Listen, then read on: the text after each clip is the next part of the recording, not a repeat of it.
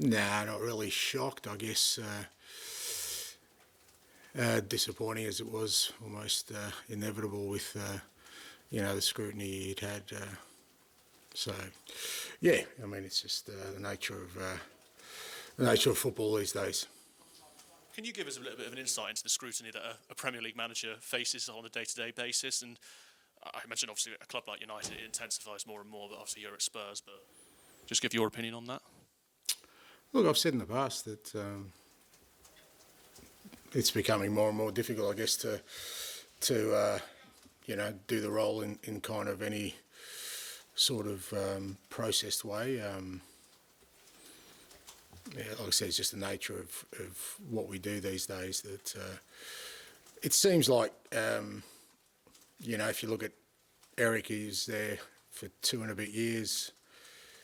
In those 2 years, he won a trophy in each year. I think they finished third the first year.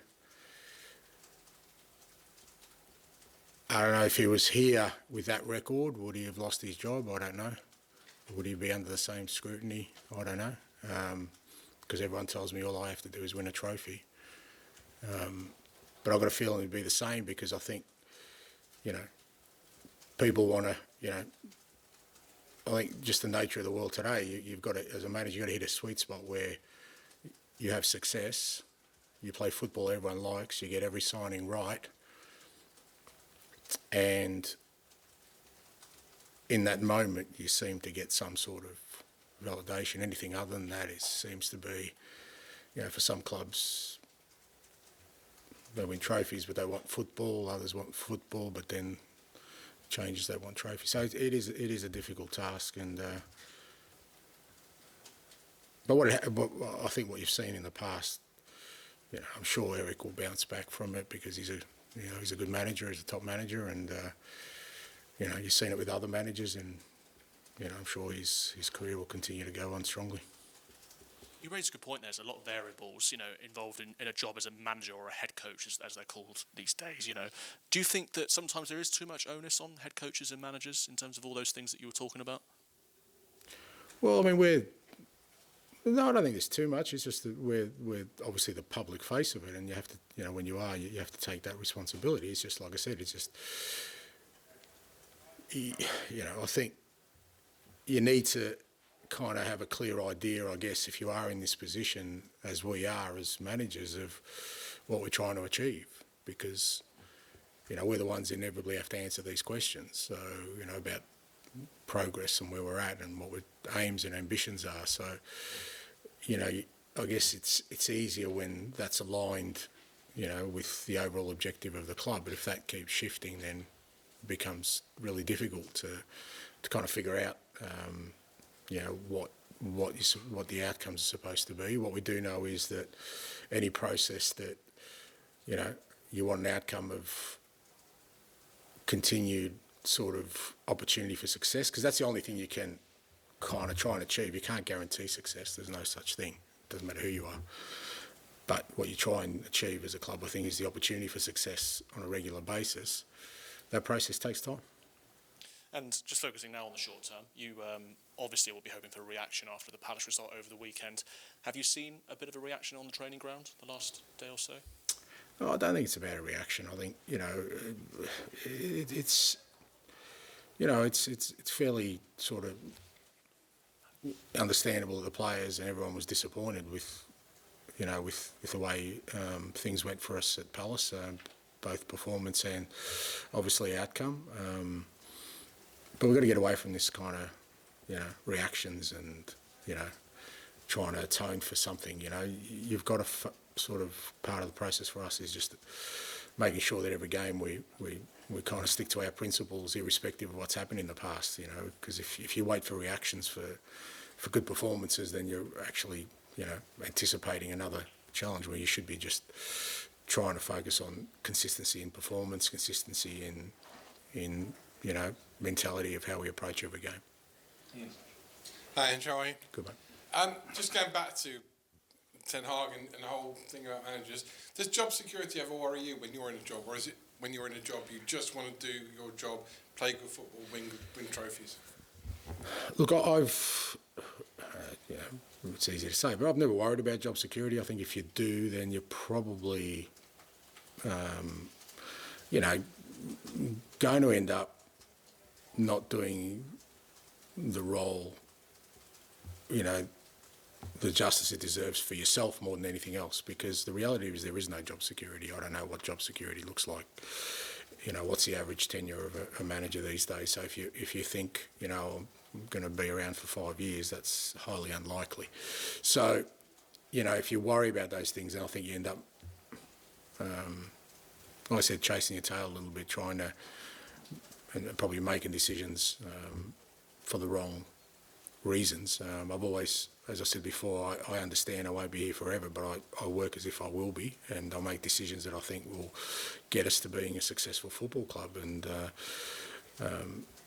you know, if you deviate from that, then the inevitability is that the end will probably come sooner than you want, because, like I said, job security for managers just doesn't exist, because there is always something that, you know, unless you win it, and you win it in the right style with the right decisions, everyone else seems that will be under scrutiny. So you've got to understand that's part of the role.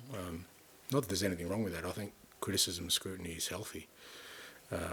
Even criticism and scrutiny that's not valid is useful, because that's what tests your resolve in doing what you do. Because if you're just going to jump at the first time somebody questions what you're doing, it probably means you don't believe in it. You're playing against someone tomorrow who's been at his club for 9 years, going on 10. Do you ever believe that you'll ever be at either Spurs or your next club for that length of time? Like I said, that's how I kind of, you know, plan things, because I want, you know, whatever we achieve to be sustainable. So you make decisions on that basis, so that if things keep going in the right direction, then I don't know how long I'll be wherever I've been. You know, usually I've left after a kind of successful period, but as I said before, you know, the successful periods of the clubs I've been at have outlasted me. So I think that's important. Not that I'm kind of the key in that, but it's just that that's what you try and build. So, you know, how long I stay at one club is always kind of been defined by, you know, kind of, is there still an alignment? Is there still a challenge there? And, you know, that's what I kind of focus on. And finally, from me, Pep suggested that he would maybe rest players or rotate players, those that weren't 100% wouldn't be risked. Do you care who's in the shirt opposite you, or do you just look at the shirts and think, we want to beat this team? Yeah, no, look, I think, you know, I think it's fair to say that, you know, most clubs rotate through the Carabao Cup, but you just have to look at Man City's record in this competition, and, you know, you look at Man City's record in any competition, you know, they're a fantastic football club, and they've had success for a very long time. And I think sometimes, you know, people take that for granted. They just think, oh, it's City. But it's very, very difficult in this league and these, you know, in this country to maintain that kind of excellence over the time they have. And they do that because, irrespective of who plays, there's a level of performance they continually deliver, whether that's, you know, they've rotated the team or not, whatever the competition.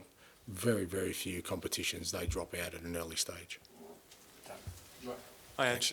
Can you give us team news? Is Sonny fit? Yeah, Sonny, no. Well, he's almost fit, but we'll probably, you know, from our perspective, we'll aim him for the weekend. We're quite confident he'll be right for the weekend. The only one that's missing out, it's a bit of a disappointment, is Wilson.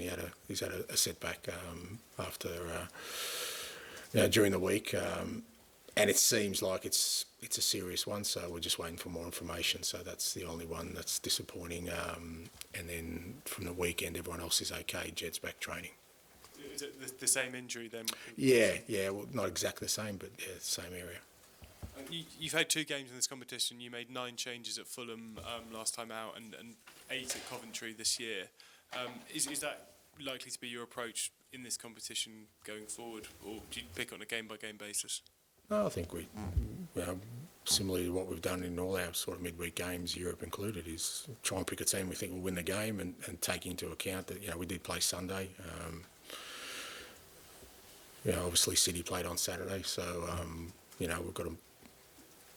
got to sort of make sure that our players, the ones we put out there tomorrow, are able to compete physically with what's going to be across the other side of the pitch for us. So, I'll select the team as I have, like I said recently. The good thing for us is that just about the whole squad's had regular football or some kind of football. So, that means that whatever changes we make tonight, the players coming in are at a good physical level.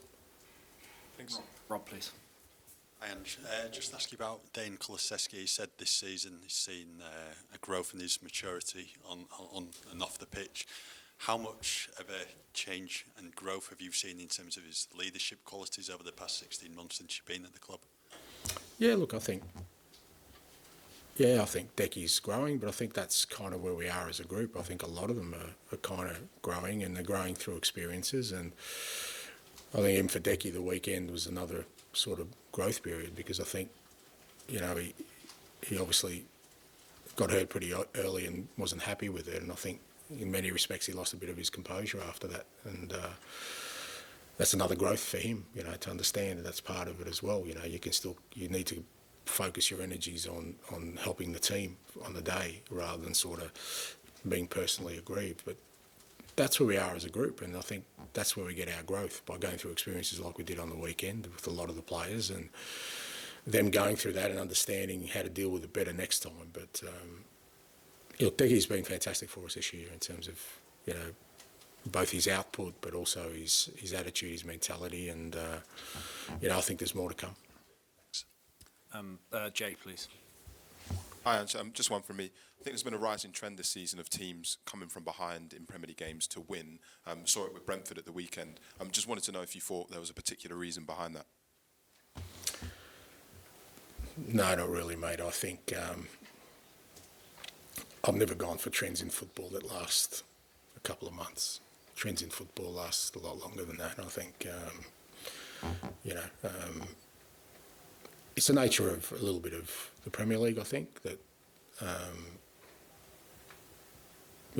most teams tend not to sit on the kind of results. There seems to be, in the Premier League, a propensity for teams to keep, playing right until the end in terms of getting a result, and you see quick turnarounds within that. So, but yeah, I mean, I think a trend in football needs to last longer than a couple of months. Okay, and we'll finish with George, please. Hi, and Richarlison's obviously fit again now. Do you sort of see him as an option going into this game on the left, or is you seeing him more as a centre forward with Dom and they're sort of competing? No, I think Richie obviously played a lot of his football on the left. He's definitely an option there for us.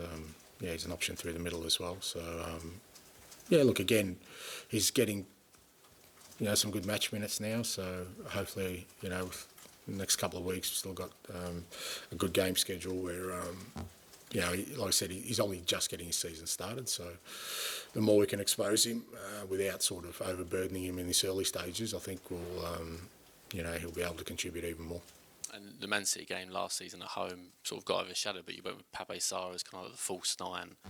Was that just kind of because you was without Richie, I think at the time, injured, or was that more to kind of counter what City do? I don't think we had a striker available, mate, if I remember correctly. So, Pape won't be a false nine tomorrow, mate. Is that something, though, potentially, like, throughout the season you could... Oh, look, I think with the way we play, whether it's Dom or it's Richie or, we've played Sonny through there, we kind of try to play with sort of our fixed position there, and but it depends on the opposition and what they do, and obviously City will pose some different challenges this week than we had in sort of the last game. So within that context, it's just about adjusting sort of some of our play for that.